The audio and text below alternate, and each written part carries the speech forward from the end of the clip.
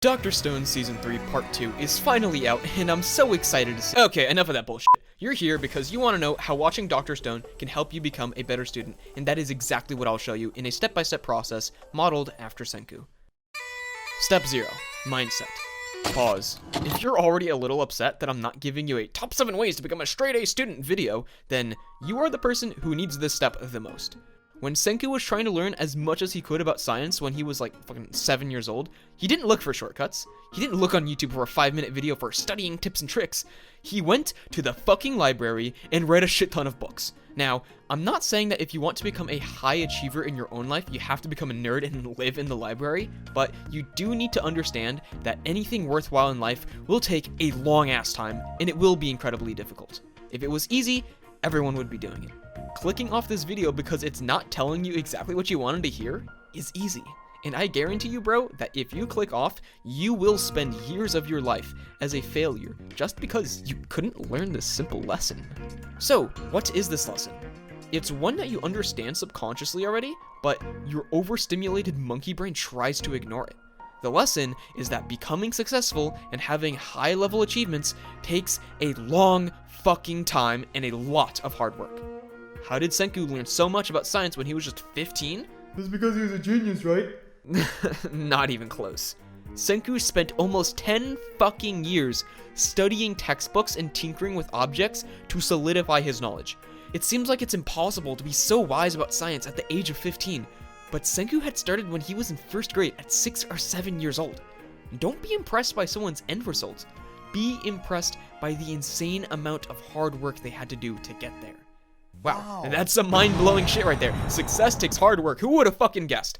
It sounds dumb, but I don't think you need me to tell you that everyone is looking for the easy way out.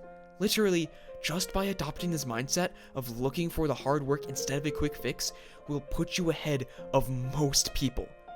But this is just the first step. There's so much more you need to do if you actually want to achieve great things in life. Step 1. Avoid the wrong path. Every 16-year-old in America is forced to choose what they want to do for the rest of their lives and go into hundreds of thousands of dollars in debt for it. So you better not choose wrong. The funny thing is though, every single career path has the exact same benefits. It's money.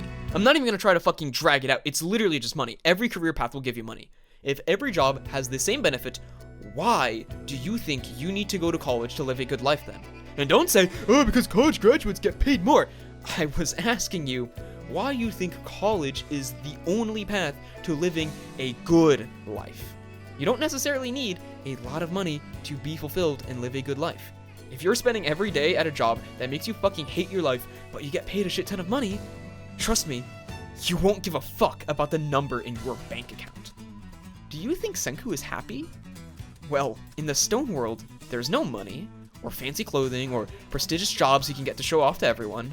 The only thing he has in the stone world is his mission, a purpose. He wants to revive all 7 billion human beings, and he wakes up every single day using his love for science to work towards that purpose. That alone is enough to fill a man's heart. You don't need to be dating a supermodel while driving a sports car with $1 million in the bank account to be happy. What you do need to be happy is to spend as much of your day doing something that puts you into a flow state. I'm not going to go into depth on flow states here, but to grasp the concept, I want you to think about the last time that you were doing something and hours passed by effortlessly. When you are so focused on a task that you have zero thoughts in your head and time passes by super easily, that is a task that puts you into a flow state. This state is what athletes call being in the zone, and it's the pinnacle experience a human can have. If we can spend a majority of our day in a flow state, that is what will allow us to live a truly satisfying life. Step 2. Choose your path. If every single job and business model gives you the same benefit of money, then how do we decide which path to actually take? The answer is backwards to what everyone would tell you, but this will actually save you years of trial and error. The cure is to not focus on the benefits, but instead, find which job or business model has the problems you want to deal with. Every single career path will have a lot of shit that you will have to constantly handle. I want you to start thinking about what kinds of problems you want to deal with. If the problems require you to do something that puts you into a flow state, then that would be the ideal career path for you to go down. It sounds so simple, but if your work task is genuinely enjoyable to you, but not to others, then you will naturally work way harder than everyone else and achieve greater success with less effort. That's the secret. That is how you actually get ahead of everyone you know.